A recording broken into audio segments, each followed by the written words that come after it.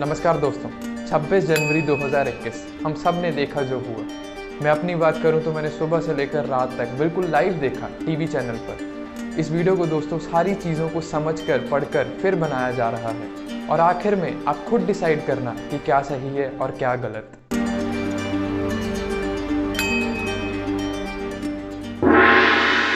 ये तो हम सब जानते हैं दोस्तों कि किसान दिल्ली के बॉर्डर पर 2 महीने से बैठा है प्रोटेस्ट करने के लिए।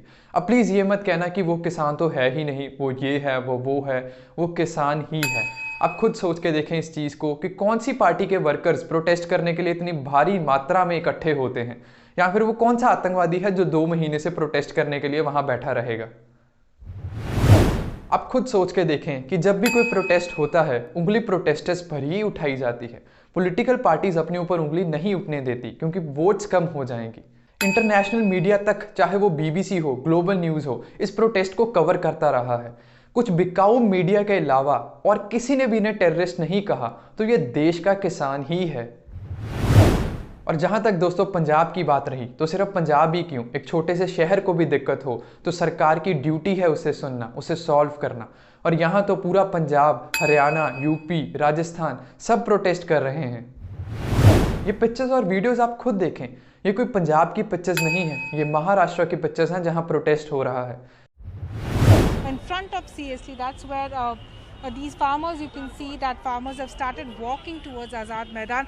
Well, the 21 district farmers from 21 districts of Maharashtra, they gathered at Nashik. ये हैदराबाद की है जहां रिपब्लिक डे वाले दिन भी प्रोटेस्ट हुआ। तो कौन कहता है कि ये पंजाब का मुद्दा है? मैं बताता हूं कौन कहता है, जिन्हें एक वीक पॉइंट चाहिए इस प्रोटेस्ट को दबाने का।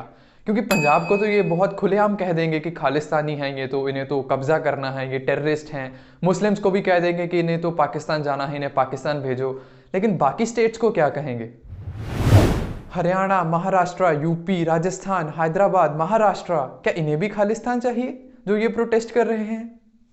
प्लीज़ आप इस चीज़ को समझें कि वहाँ कोई पॉलिटिकल रैली नहीं हो रही जहाँ आप कहेंगे कि वोट मांगने के लिए कुछ भी कर रहे हैं। ये प्रोटेस्ट चल रहा है। आपने हिस्ट्री तो पढ़ी होगी दोस्तों, 10th तक तो हम सब ने पढ़ी है। हम सबको पता है कि गांधी जी ने बहुत बड़े बड़े प्रोटेस्ट किए गलत चीज़ों के अगेंस्ट, और अब तो हिस्ट्री का सबसे बड़ा प्रोटेस्ट चल रहा है। कुछ तो होगा ही। ये कोई वोट मांगने की अपील नहीं हो रही जिसमें आपको बड़े बड़े वादे किए जाएंगे और आपसे वोट मांगी जाएगी। ये प्रोटेस्ट चल रहा है। अब बात कर लेते हैं दोस्तों दिल्ली में जो हुआ, जो कुछ भी हुआ अभी तक तो आप सबने देख लिया होगा। सोशल मीडिया पर इतनी वीडियोस वायरल हो रही हैं, न्यूज़ चैनल्स पर इतनी न्यूज़ आ रही है, सबने एक न एक राय ज़रूर बना ली होगी।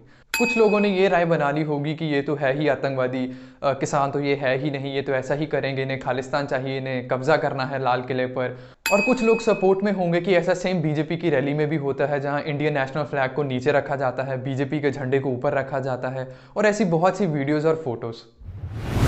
लेकिन बिना कोई डाउट के दोस्तों हम ये ज़रूर कह सकते हैं कि जो भी हुआ वो ठीक नहीं हुआ।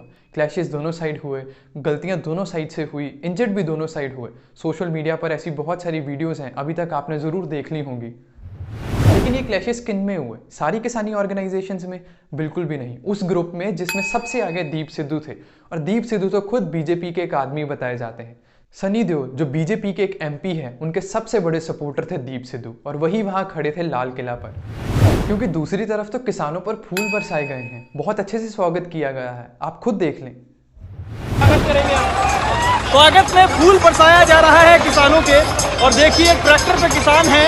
और ये तो चलो दीप सिद्धू से हमें मतलब नहीं, लेकिन जैसे ही ये सब कुछ हुआ, गोदी मीडिया में अपनी पूरी हरकत में आ गए। 2 महीने से उन्हें जो मौका चाहिए था, उन्हें वो मौका मिल गया। क्योंकि मिलता भी कैसे, लाखों लोगों के पेट जो भरे जा रहे थे, लंगर हर टाइम चल रहा था, तो मुद्दे के नाम पर इनके पास या तो पिज़्ज़ा था या फिर फुट मसाज थी। जो किसान मरे या फिर कीचड़ में भी रहे, वो तो दिखाना नहीं होता था। तो जैसे ही इन्हें मुद्दा मिला, फेक न्यूज़ पे फेक न्यूज़ सोशल मीडिया में फैलनी शुरू हो गई। सबसे पहले एक फेक न्यूज़ फैलाई गई कि इंडियन नेशनल फ्लैग को उतारा गया है या फिर रिप्लेस किया गया है, जो कि बिल्कुल ही झूठ था। ना ही इंडियन नेशनल फ्लैग को उतारा गया था, ना ही रिप्लेस किया गया, ना ही वो खालिस्तान को प्रमोट करता था। ये मैंने खुद देखा है लाइव। इंडियन नेशनल फ्लैग वही था जहां उसे होना चाहिए था, पूरी रिस्पेक्ट के साथ। और जो 2 झंडे लगाए गए थे वहाँ, पहला झंडा किसानों का था और दूसरा झंडा निशान साहिब था, जो हर गुरुद्वारे में होता है। निशान साहिब सिखिज़म को रिप्रेजेंट करता है। इसके ऊपर एक खंडा है जो जस्टिस, फ्रीडम, मॉरल और स्पिरिचुअल वैल्यूज़ को रिप्रेजेंट करता है। ये वही झंडा है दोस्तों जो सिख रेजिमेंट ने गलवान वैली में होस्ट किया था चाइना से टक्कर लेते टाइम, और ये खंडा अक्सर ही देखा जा सकता है। लेकिन इन्हें तो आप खालिस्तानी नहीं कहेंगे, ना ही हम सिख रेजिमेंट को खालिस्तान कह सकते हैं, जिनके जवान देश की रक्षा करते टाइम हर रोज़ बॉर्डर पर शहीद होते हैं। मैं किसी को भी डिफेंड या अटैक नहीं कर रहा, लेकिन गोदी मीडिया और फेक न्यूज़ से जो लोगों के दिमाग घुमाए जाते हैं, आप खुद सोच के देखें कि उससे किसका फ़ायदा है। सब सच जानने के बाद आप खुद डिसाइड करें कि क्या सही है और क्या गलत। खालिस्तान का झंडा ये है, ये नहीं। इसलिए आप खुद सब कुछ देखें, और गलत हमेशा गलत ही रहेगा, सही हमेशा सही ही रहेगा। और हाँ सच, रेड फोर्ट से याद आया, वैसे ही एक्स्ट्रा नॉलेज के लिए बता रहा हूँ। रेड फोर्ट एक देश का नहीं बल्कि पूरी दुनिया के लिए बहुत इंपॉर्टेंट हिस्टोरिकल मॉन्यूमेंट है, और इंडिया के लिए तो ये बहुत ही ज़्यादा इंपॉर्टेंस रखता है। लेकिन फिर 2018 में से एक प्राइवेट कंपनी को दे दिया गया। चाहे 5 साल के लिए ही सही, लेकिन एक हिस्टोरिकल मॉन्यूमेंट को प्राइवेट कंपनी को दे देना, आप खुद सोच सकते हैं सही है या गलत है, क्योंकि ये देश की प्रॉपर्टी है, सरकार की नहीं। और दोस्तों, बहुत लोगों को ये नहीं पता कि निहंग्स आर्म्ड सिख वॉरियर्स होते हैं, और article 25 of Indian constitution Sikhs को लीगली परमिट करता है कृपान रखने के लिए। ये इलीगल नहीं है, ये एक सेक्रेड चीज़ मानी जाती है।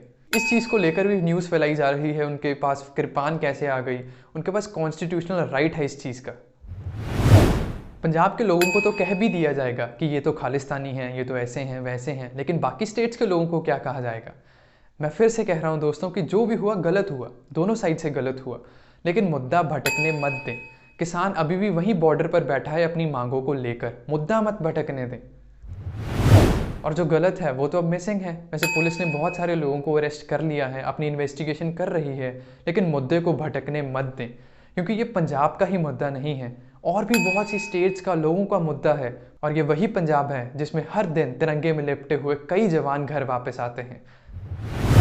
बाकी मेरी आप सबसे यही अपील है दोस्तों कि शांति बनाए रखें, गोदी मीडिया और फेक न्यूज़ से बचें। वैसे आपने राय तो अपने मन में बना ही ली होगी अभी तक, लेकिन सच जानने के बाद फिर राय बनाएं, क्योंकि डिवाइड एंड रूल की पॉलिसी सबको पता है। इस वीडियो के लिए इतना ही दोस्तों। अगर आपको अच्छी लगी हो तो आप इसे लाइक कर सकते हैं, नहीं लगी हो तो आप इसे डिसलाइक कर सकते हैं। इसे शेयर करें ज़्यादा से ज़्यादा, और आप अपने थॉट्स प्लीज़ मुझे कमेंट सेक्शन में बताएं। सब्सक्राइब करें इन्फॉर्मेटिव लर्निंग को, ऐसे बहुत सी इन्फॉर्मेटिव वीडियोस देखने के लिए। मैं ऐसी ही इन्फॉर्मेटिव वीडियोस लेकर हाजिर होता रहता हूँ, और तब तक के लिए धन्यवाद।